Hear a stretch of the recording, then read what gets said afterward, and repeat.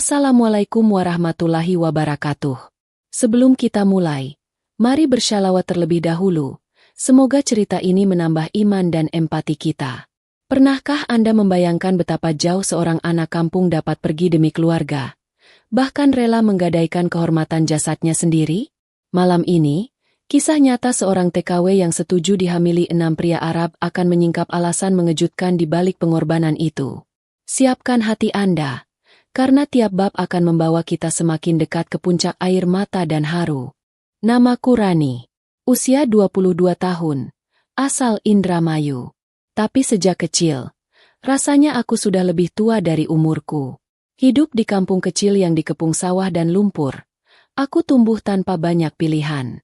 Ibuku seorang penjual gorengan keliling, berjalan kaki setiap pagi membawa pikulan yang lebih berat dari tubuhnya sendiri. Ayahku dulunya seorang kuli angkut di pelabuhan, hingga akhirnya tubuhnya menyerah dan jatuh sakit. Gagal ginjal stadium lanjut, begitu kata dokter. Kami tidak punya BPJS, tak ada asuransi, tak ada simpanan selain tanah warisan yang sudah lama digadai. Sejak itu, rumah kami tak lagi dipenuhi canda tawa. Hanya suara mesin cuci darah manual yang berbunyi pelan, dan isak tangis yang kutahan tiap malam sambil memandangi plafon bambu rumah reot kami. Aku punya adik kembar, namanya Dika. Sejak kecil, matanya tak bisa membedakan warna. Merah dianggap hijau, biru tampak kelabu. Tapi Dika tak pernah mengeluh. Dia anak yang cerdas, bahkan sering mewakili sekolah lomba matematika. Suatu malam, saat listrik padam, Dika memelukku erat dan bilang, "Mbak, kalau aku bisa lihat warna matahari seperti anak lain, aku pasti akan gambar pelangi setiap hari." Saat itu hatiku seperti dirobek. Aku hanya bisa menunduk, pura-pura tertawa. Padahal dadaku sesak seperti diguyur batu besar. Lalu suatu pagi, aku lihat selebaran dari agen penyalur kerja ke luar negeri. Di sana tertulis, butuh pembantu rumah tangga untuk Arab Saudi, gaji besar, proses cepat. Entah apa yang mendorongku, putus asa, cinta, atau keduanya. Aku temui agen itu, dan sejak saat itu hidupku berubah. Untuk membayar biaya keberangkatan, aku jual satu-satunya harta peninggalan ibu, gelang emas kecil yang dulu dibelikan dari hasil jualan gorengan selama 2 tahun. Aku menangis saat menyerahkannya ke pegadaian. Bukan karena harganya, tapi karena aku merasa seperti memotong urat nadi kenangan masa kecilku. Hari keberangkatan tiba. Aku naik bus menuju Jakarta dengan perasaan hampa. Dalam tas lusuh berisi baju pinjaman dari tetangga, aku selipkan foto ayah yang terbaring lemah, dan foto Dika yang sedang tersenyum membawa piala juara kelas. Di bandara, aku bingung melihat banyak orang berbicara bahasa yang tak kupahami. Tapi yang paling menyakitkan adalah, saat pesawat mulai meluncur di landasan, aku menahan tangis sekuat tenaga. Rasanya seperti sedang melarikan diri dari hidupku sendiri. Tapi ini bukan pelarian. Ini adalah perjuangan yang tak bisa dihindari. Saat pesawat menembus awan dan awan di luar jendela bergulung seperti kapas putih yang rapuh, aku menatap langit sambil berbisik dalam hati. Ya Allah, aku tahu tubuh ini lemah, tapi niatku lurus. Jika jalan di depanku penuh duri dan luka, ajari aku berjalan tanpa kehilangan arah. Jika semua pintu tertutup, maka cukup satu celah untuk kutemukan cahaya. Aku tidak tahu apa yang menantiku di tanah Arab, tapi aku tahu, aku tidak akan pernah kembali dengan tangan kosong. Aku tidak akan membiarkan adikku terus hidup dalam gelap warna. Aku tidak akan membiarkan ayahku mati perlahan karena tak punya biaya berobat. Jika tubuh ini harus terluka, jika air mata harus kering karena habis menangis, maka biarlah semua itu terjadi. Asalkan aku bisa memeluk mereka lagi dan berkata, "Aku pulang." Dan aku menepati janjiku. Hari pertama di tanah Arab serasa seperti mimpi yang asing dan menakutkan. Langitnya begitu terang, matahari seperti digantung rendah tepat di atas kepala, menyengat kulit dan menyilaukan mata. Udara panas menggigit sampai ke tenggorokan, membuatku batuk-batuk di pelataran bandara. Seorang pria berjubah putih dengan sorban merah, yang kemudian ku tahu bernama Tuan Syekh Mustafa, datang menjemputku dengan mobil mewah berpendingin ruangan. Mataku menyapu sekeliling, Dari gedung menjulang hingga jalanan lebar tanpa pepohonan. Tapi di balik semua kemewahan itu, hatiku tetap bergetar takut. Aku hanya seorang gadis kampung, tak lebih dari titik kecil di gurun yang tak bertepi. Rumah majikanku seperti istana. Pintu ukiran emas, lantai marmer dingin yang memantulkan cahaya lampu kristal, dan tangga melingkar bagaikan pusaran mimpi. Tapi aku tahu, aku tak datang untuk menjadi tamu. Aku datang untuk mengabdi, bekerja, dan menelan semua lelah tanpa keluhan.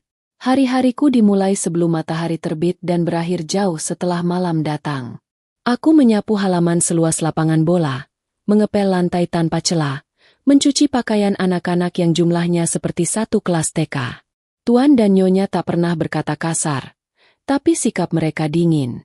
Bagiku, tatapan mereka seperti menembus tubuh tanpa menyentuh hati. Waktu terasa lambat. Di sela kerja, aku sering duduk diam di sudut dapur sambil menatap panci mendidih. Tak jarang aku berbicara sendiri dalam hati, seolah ibu ada di sebelahku. Kadang aku menangis diam-diam di kamar kecil yang hanya berukuran 2 kali 1 meter.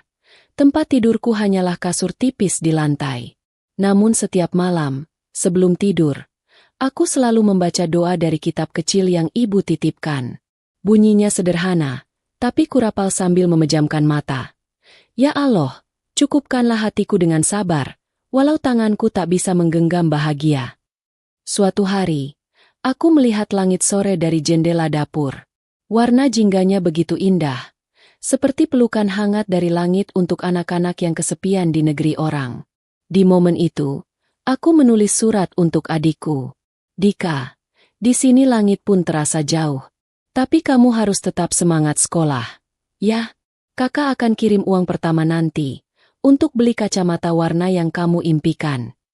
Aku tahu harga kacamata itu 2 kali lipat gajiku sebulan, tapi entah kenapa, membayangkan wajah Dika yang bisa melihat warna merah untuk pertama kalinya membuatku kuat mencuci piring 2 kali lebih banyak. Hari-hari terus berlalu. Debu padang pasir menempel di rambut dan kulitku, seolah menjadi bagian dari diriku. Tapi aku tetap berdiri. Walau tubuh sering lelah dan tak ada pelukan yang menyambut saat pulang kerja, aku percaya satu hal, Allah tidak tidur. Dan setiap air mata yang jatuh dari pipi seorang anak perempuan yang bekerja jauh dari tanah air, pasti dihitung sebagai ladang amal di langitnya. Tapi aku tak tahu di balik rumah megah ini, di balik lorong-lorong sunyi dan aula yang terlalu luas untuk kehangatan, sedang disusun sebuah takdir yang jauh lebih besar dari yang pernah aku bayangkan. Takdir yang kelak menjerumuskanku dalam pilihan gila. Sebuah pengorbanan yang akan mengubah hidupku untuk selamanya. Hari itu menjelang malam ketika nyonya rumah memanggilku untuk membersihkan aula utama. Ruangan megah itu jarang digunakan. Hanya dibuka saat ada pertemuan keluarga besar atau jamuan kehormatan. Langit di luar mulai menggelap. Tapi cahaya lampu gantung kristal di langit-langit aula menyilaukan hingga terasa menusuk mata. Aku membawa ember dan pel, lalu mulai menggosok lantai marmer yang dingin dan licin. Lantai itu begitu bersih hingga bayangan wajahku memantul, dan dalam bayangan itu aku lihat sosok perempuan lelah, bermata sembab, tapi tetap berdiri tegak demi harapan yang belum selesai. Saat aku tengah menyeka bagian sudut aula yang terhalang tirai panjang berwarna emas tua, aku mendengar suara, pelan, namun jelas, bahasa Arab yang cepat dan terdengar tegang. Aku menghentikan gerakan, menahan napas, dan mendekatkan telinga ke balik tirai. Di balik kain tebal itu ternyata tersembunyi ruangan kecil yang tak pernah aku tahu ada sebelumnya. Jantungku berdetak lebih cepat saat sadar. Aku sedang menguping. Tapi kaki ini tak mau pergi, seolah takdir memaksaku tetap di sana. 6 pria duduk melingkar di sofa kulit mahal, mengenakan jubah bersih dan sorban rapi. Usia mereka bervariasi, yang paling muda mungkin seusiaku, dan yang tertua sekitar 40-an. Mereka semua tampak berwibawa, tetapi wajah mereka memancarkan kegelisahan. Dari potongan percakapan yang bisa kupahami, mereka membahas tentang keturunan, tentang istri-istri mereka yang telah lama menikah namun tak bisa hamil, tentang keinginan masing-masing untuk memiliki darah daging sendiri. Salah satu dari mereka menepuk meja dengan marah. Uang kami tak kurang, rumah kami megah, tapi mengapa Allah belum menitipkan anak? Kemudian seorang pria berwajah tenang, sepertinya pemimpin dari mereka, berkata dengan nada lebih pelan namun tajam, "Kita butuh perempuan. Satu saja. Yang masih sehat. Kuat. Bersih. Tapi juga rela. Rela menjadi jalan hidup bagi kita." Kalimat itu membekukan darahku. Aku tak tahu maksud pastinya. Tapi sejak malam itu, sesuatu dalam hidupku mulai berubah. Tanpa aku sadari, tanpa aku bisa menghindar. Beberapa hari kemudian, tuanku, Syekh Mustafa, memanggilku ke ruang kerja. Ia menyuruhku duduk, dan dengan bahasa Indonesia patah-patah yang mengejutkanku, ia berkata pelan, "Rani, kau anak baik. Kau kuat. Kau tabah. Dan karena itulah, aku dan keluargaku ingin menawarkan sesuatu. Tapi ini bukan paksaan. Jika kau setuju, hidupmu akan berubah. Jika tidak, kami tidak akan marah." Aku terdiam. Seluruh tubuhku gemetar. Tawaran? Tawaran apa? Tapi sebelum aku sempat bertanya lebih jauh, Syekh Mustafa menyodorkan sebuah dokumen. Tebal, penuh cap dan tanda tangan. Ia menatapku dalam-dalam dan berkata, "Kau akan diberi waktu berpikir. 3 hari. Tidak ada paksaan. Tapi jika kau menerima, kau akan jadi perempuan yang paling berjasa dalam hidup kami." Aku menunduk. Tak bisa menjawab. Jantungku berdegup kencang. Ada perasaan takut, bingung, dan sebuah firasat aneh yang belum bisa kujelaskan. Aku hanya tahu, hidupku tak akan sama lagi setelah malam itu. Malam itu, aku tak bisa tidur. Sejak Syekh Mustafa memberiku dokumen yang belum sempat kubaca sampai habis, tubuhku gemetar seperti dililit dingin yang tak berasal dari angin. Aku memandangi langit-langit kamar kecilku yang retak, mencoba menenangkan diri dengan doa yang selalu ibuku ajarkan, tapi kali ini bibirku kaku, tak mampu melafalkan apapun. 3 hari waktu yang diberi, tapi rasanya seperti 3 tahun menyiksa batin. Pikiranku kacau. Apa maksud semua ini? Tawaran seperti apa yang membuat mereka berbicara tentang keturunan dan darah daging? Dan kenapa aku, seorang pembantu dari desa miskin di Jawa Barat, yang mereka pilih? Keesokan harinya aku mencoba bersikap biasa. Bekerja seperti biasa. Tapi langkahku terasa berat. Wajah para pria yang kulihat malam itu terus terbayang di benakku. Senyuman mereka yang tenang tapi menyimpan misteri. Tatapan mereka yang bukan seperti majikan pada pembantu, tapi seperti sedang menilai sebuah objek. Seperti menimbang barang berharga yang akan dibeli. Dan memang benar. 2 hari kemudian, ketika aku sedang mencuci karpet di halaman belakang, salah satu dari mereka datang. Pria tertua dari kelompok itu. Namanya Syekh Rauf. Ia membawa sebotol air mineral dan sekotak kurma. Lalu duduk tak jauh dariku. "Rani," katanya pelan, "apa kau tahu wanita adalah makhluk yang paling mulia jika ia rela menjadi jalan kehidupan?" Aku hanya diam. Air mataku sudah mulai menggenang tanpa bisa kutahan. Tapi ia tak marah. Ia hanya meletakkan kotak kurma itu di sampingku dan berkata, "Kami tahu hidupmu berat. Kami tahu ayahmu sakit. Kami tahu adikmu buta warna dan butuh biaya besar. Kami tahu semua, karena kami mencarimu bukan kebetulan." Kalimat itu menghantamku seperti badai. Ternyata mereka sudah menyelidiki kehidupanku. Aku merasa telanjang, terbuka, terpojok. Tapi anehnya, aku tak bisa marah. Yang ku tahu, malam itu aku menangis dalam diam hingga bantal basah. Dan akhirnya aku membuka kembali dokumen itu.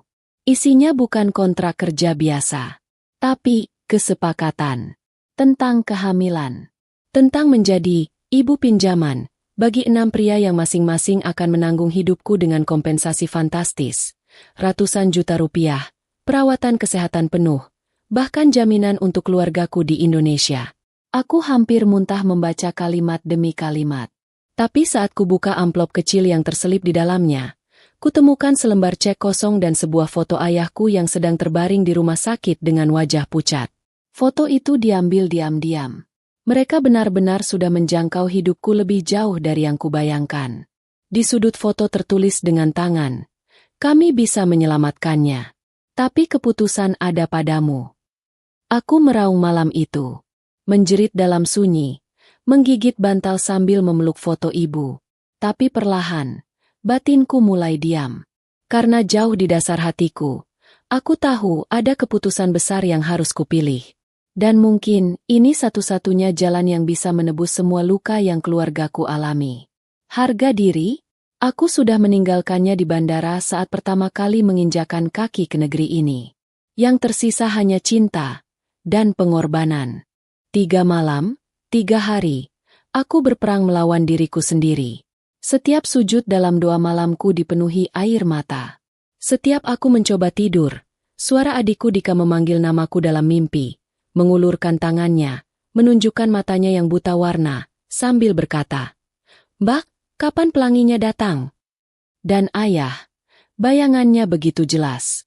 Tubuhnya yang kurus terbaring lemah di ranjang besi rumah sakit daerah, dengan jarum infus menancap di punggung tangannya. Dokter berkata, jika tidak segera cuci darah rutin, harapan hidup ayah hanya tinggal bulan. Tapi di negeriku sendiri, bahkan untuk sekadar hidup, orang miskin harus antri mati. Hari itu aku berdiri di depan pintu aula marmer. Tangan gemetar, napas tak beraturan. Tapi langkahku mantap. Aku masuk, dan keenam pria itu telah duduk menungguku. Mereka memandangku dengan ekspresi tak terbaca. Syekh Mustafa berdiri dan menatapku lekat-lekat. "Kau tidak harus menjawab jika belum siap, Rani." Tapi aku mengangkat tangan pelan, menahan air mata, dan berkata, "Aku siap." Tapi bukan karena uang. Ruangan sunyi. Semua diam. Aku menarik napas dalam dan melanjutkan. Aku tak punya harga diri lagi sejak aku membiarkan ibuku dikubur tanpa kain kafan yang layak. Aku tak punya kehormatan lagi sejak aku melihat ayahku mengerang karena gagal ginjal sementara aku hanya bisa menangis di pojok kamar. Aku menerima ini bukan karena uang, tapi karena aku ingin anak-anak kalian tumbuh dari rahim seorang wanita yang tahu apa itu sakitnya kehilangan. Lalu tanpa bisa kutahan, aku menangis. Menangis sejadi-jadinya. Bukan karena malu, tapi karena kali ini aku menyerahkan segalanya pada takdir. 6 pria itu tidak bersorak gembira, tidak juga tertawa. Mereka hanya menunduk. Dan salah satu dari mereka, yang paling muda, berjalan mendekat dan berkata lirih, "Kau lebih mulia dari wanita manapun yang pernah kami kenal." Hari-hari setelah itu terasa aneh. Aku diperiksa oleh dokter pribadi keluarga, diberi vitamin dan makanan bergizi setiap hari, dan tubuhku dipersiapkan layaknya tanah yang akan ditanami benih. 6 pria itu bergiliran datang menemuiku. Bukan dengan nafsu, bukan dengan paksaan, tapi dengan raut wajah yang menyimpan luka, harap, dan ketakutan akan takdir yang tak berpihak. Mereka adalah orang-orang kaya, berpangkat, dan dihormati, tapi kosong. Terlalu lama menanti anak, terlalu sering dikhianati harapan. Aku tidak tahu siapa di antara mereka yang akan lebih dulu memberiku benih kehidupan. Yang ku tahu, tubuh ini kini bukan lagi milikku sepenuhnya. Tapi jiwa ini tetap milik Allah. Aku telah memilih jalan yang tak pernah terpikirkan sebelumnya. Bukan karena bodoh, bukan karena murahan. Tapi karena di dunia ini, kadang seorang perempuan harus merelakan dirinya patah, agar orang-orang yang ia cintai bisa berdiri tegak. Hari demi hari berlalu seperti kabut yang perlahan menutup matahari. Aku tak tahu pasti kapan benih itu ditanamkan ke dalam rahimku. Semuanya dilakukan secara teratur, dengan prosedur medis yang bersih dan terencana. Tak ada gairah, tak ada pelukan, hanya dokter, jarum suntik, dan sunyi. Tapi justru di sanalah luka itu menganga. Saat tubuhku dijadikan ladang, tapi hatiku dibiarkan tandus, menjerit tanpa suara.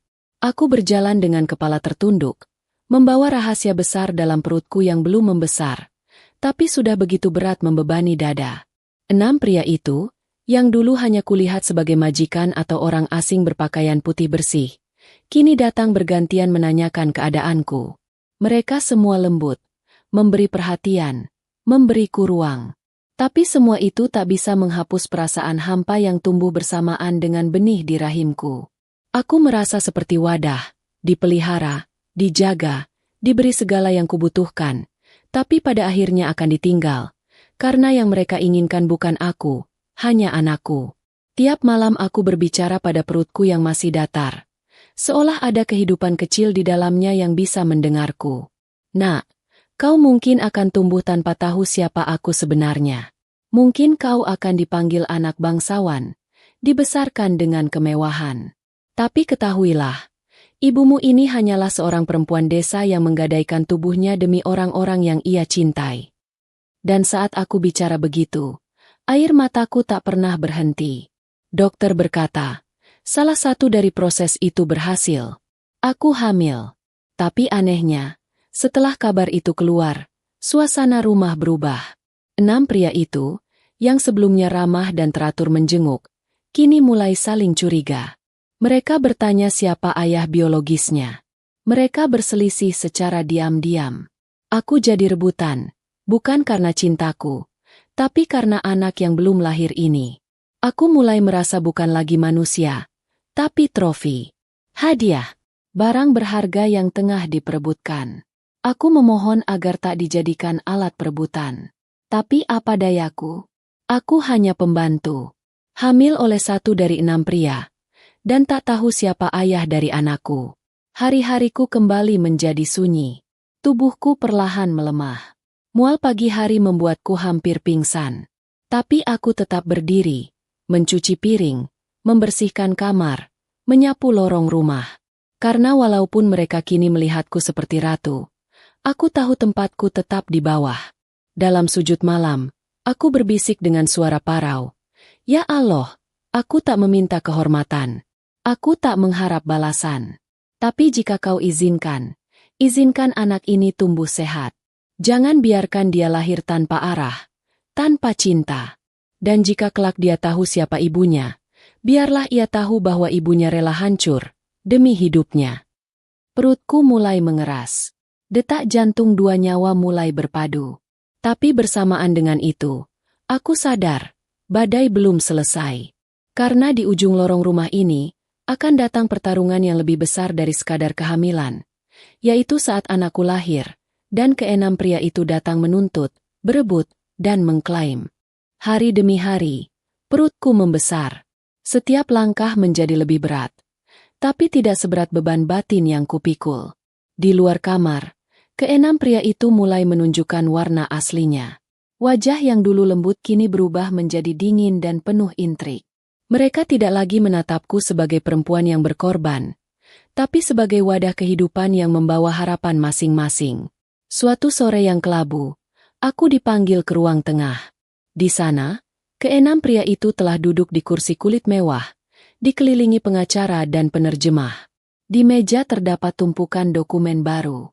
Salah satu dari mereka, Syekh Rauf, berdiri dan berkata dengan suara tajam, "Kami ingin tahu siapa ayah biologisnya. Kami menuntut dilakukan tes DNA segera setelah bayi lahir." Ucapan itu mengguncang hatiku seperti gempa. Aku hanya bisa berdiri terpaku, menatap ke-6 pria yang dulunya bersepakat, kini saling tatap penuh kebencian. Mereka mulai saling tuding. Masing-masing merasa punya hak lebih. Syekh Hasan, yang merasa prosesnya lebih dulu dilakukan, mengklaim anak itu miliknya. Syekh Khalid yang paling muda, menantang dengan nada tinggi. Bahkan Syekh Mustafa, yang selama ini paling tenang, mulai terlihat tegang dan memijat pelipisnya keras-keras. Mereka bukan lagi sekutu. Mereka menjadi musuh dalam diam. Dan aku berada tepat di tengah-tengahnya. Malam harinya, aku duduk sendirian di taman belakang, memandangi bulan yang menggantung setengah. Perutku mulai bergerak, tanda si kecil menendang dari dalam. Aku tersenyum lirih, sambil berbisik, "Nak, apakah kau akan lahir dalam dunia yang dipenuhi perseteruan? Siapa yang akan memelukmu pertama kali? Apakah ibu, atau orang yang mengklaim darahmu hanya karena sperma?" Aku tertawa getir. Aku tahu ini akan terjadi. Sejak awal, aku sudah menyadari bahwa tak akan ada damai setelah bayi ini hadir. Tapi tidak pernah kusangka bahwa anak ini akan jadi sumber perpecahan di antara para pria yang sebelumnya terlihat bersatu. Mereka bahkan mulai menyewa pengacara asing, berdebat soal hak asuh, hak waris, bahkan kewarganegaraan si bayi yang belum lahir.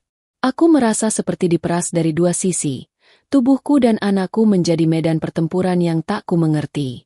Tapi di saat semua itu membuatku nyaris gila, surat dari Indonesia datang. Sebuah foto dikirim oleh adikku, Dika. Ia memegang kertas hasil pemeriksaan terbaru. Tulisannya kabur, tapi ada kalimat yang tertangkap jelas. Dika butuh operasi warna retina sebelum usia 15 tahun. Di balik foto itu ada tulisan tangan ayah, ringkih tapi penuh harap. Nak, kalau uangmu belum cukup, jangan dipaksakan. Ayah rela buta dunia, asal kamu tak buta akhirat. Aku memeluk surat itu erat-erat, menangis seperti anak kecil. Di antara semua keributan dan perebutan, hanya satu yang kutahu pasti. Aku tak akan menyerahkan anak ini pada siapapun yang hanya ingin warisannya, statusnya, atau nama keluarganya. Jika aku harus melawan 6 pria Arab demi mempertahankan hakku sebagai ibu, maka aku akan berdiri. Sendirian pun, aku akan berdiri. Waktu terus berjalan. Dalam diam, perutku kini begitu besar, menonjol seperti bukit kecil yang menampung kehidupan yang tak diminta, tapi disambut dengan seluruh jiwa. Setiap kali kutatap bayanganku di cermin, aku tak lagi mengenali siapa yang berdiri di sana. Tubuhku bukan milikku. Bayiku pun bukan sepenuhnya milikku. Di balik bening mataku, tersembunyi 6 bayangan laki-laki yang terus membayangi setiap langkahku. 6 pria Arab yang masing-masing mengklaim sebagai ayah dari anak ini.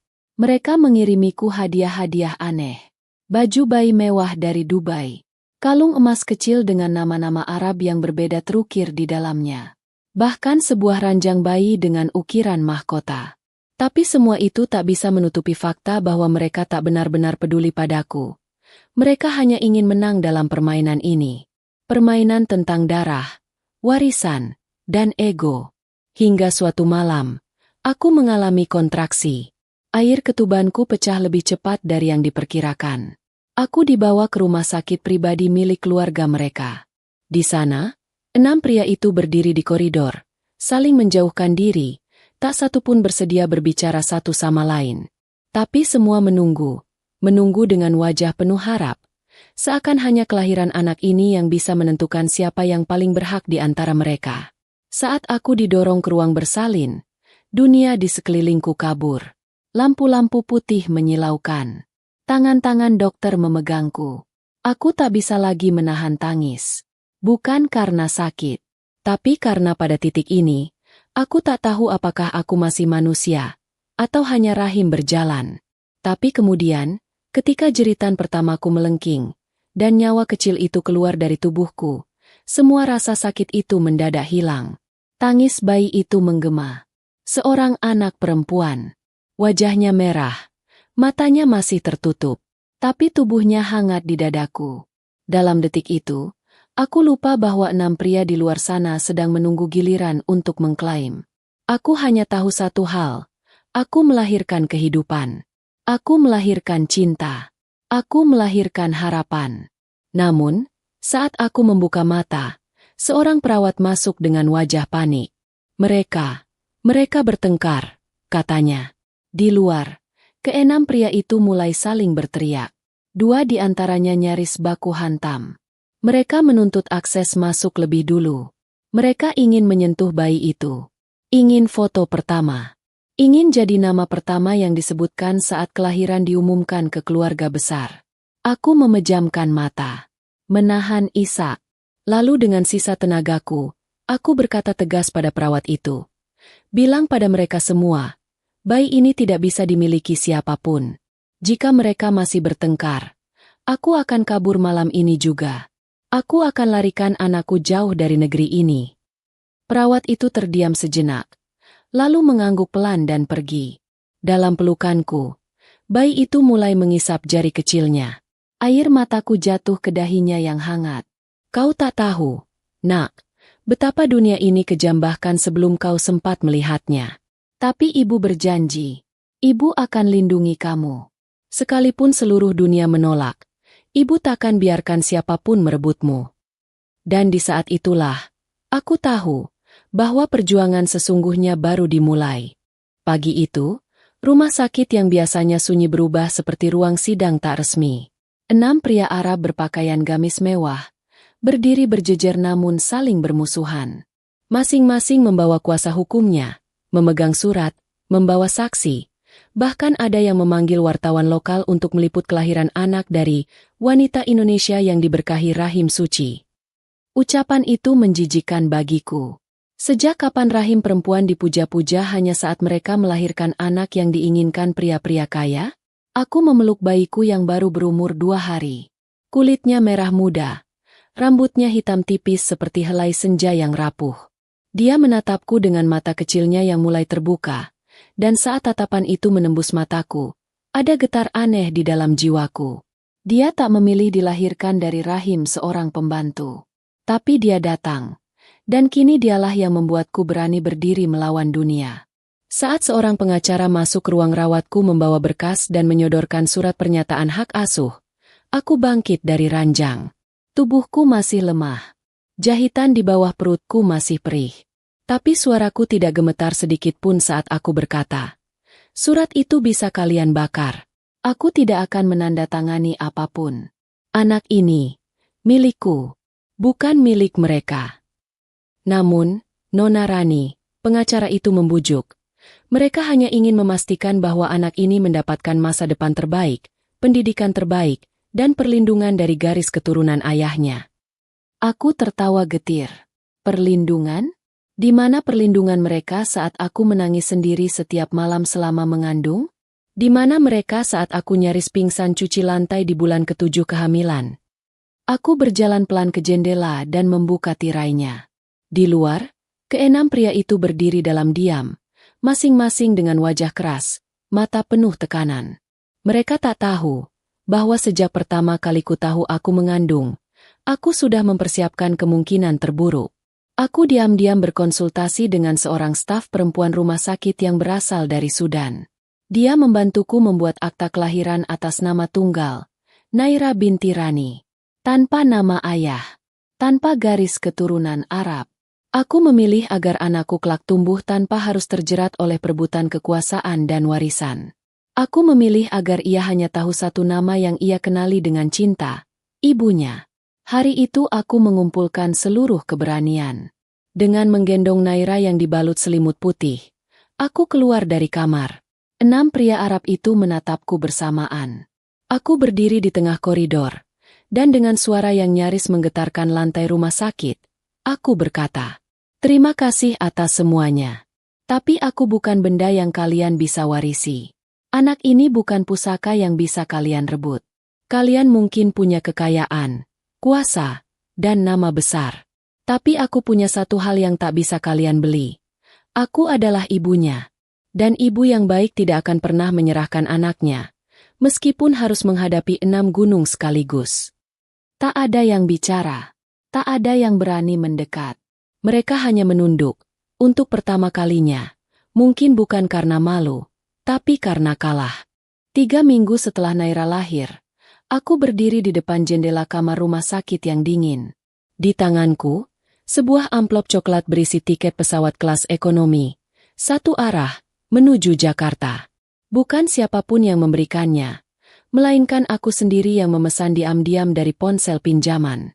Selama berminggu-minggu, aku menabung dari uang saku yang sengaja kusembunyikan, hasil dari kerja bertahun-tahun menyeka lantai marmer, mencuci pakaian, hingga menahan sakit kontraksi sendirian. Hari itu, aku tidak berpamitan kepada siapapun. Tidak pada keenam pria Arab itu. Tidak kepada pengacara yang masih terus mengirimkan pesan agar aku mempertimbangkan ulang. Bahkan tidak kepada dokter yang telah setia membantuku melahirkan.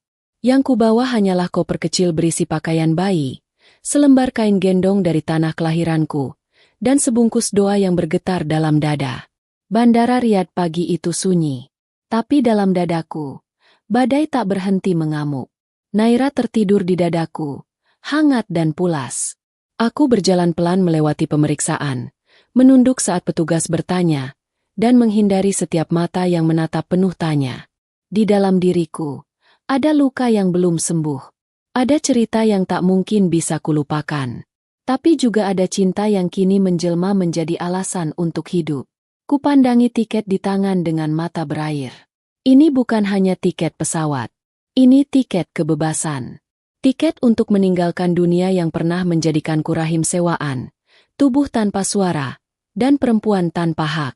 Tapi ini juga tiket untuk pulang, meski bukan pulang dengan kebahagiaan, melainkan dengan luka-luka yang harus kusembunyikan dari dunia.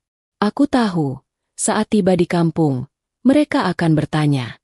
Mereka akan menatap anakku dengan wajah curiga. Mereka mungkin akan mencaci. Tapi aku siap. Karena aku tahu, tak ada yang lebih mulia daripada seorang ibu yang memperjuangkan hidup anaknya. Bahkan jika dunia tak memahaminya. Dalam pesawat, saat awan mulai menutup jendela, aku memeluk Naira dan berbisik. Nak, kau mungkin akan tumbuh tanpa tahu siapa ayahmu. Tapi kau akan tumbuh dengan tahu siapa ibumu. Seorang wanita biasa, yang memilih mempertahankanmu, bukan menjualmu. Tangisku jatuh, membasahi dahi kecilnya yang hangat. Naira bergerak sedikit, seperti menjawab isakanku. Saat roda pesawat menyentuh tanah Indonesia, aku tahu, perjalanan ini belum selesai. Ini baru awal dari babak baru yang jauh lebih berat.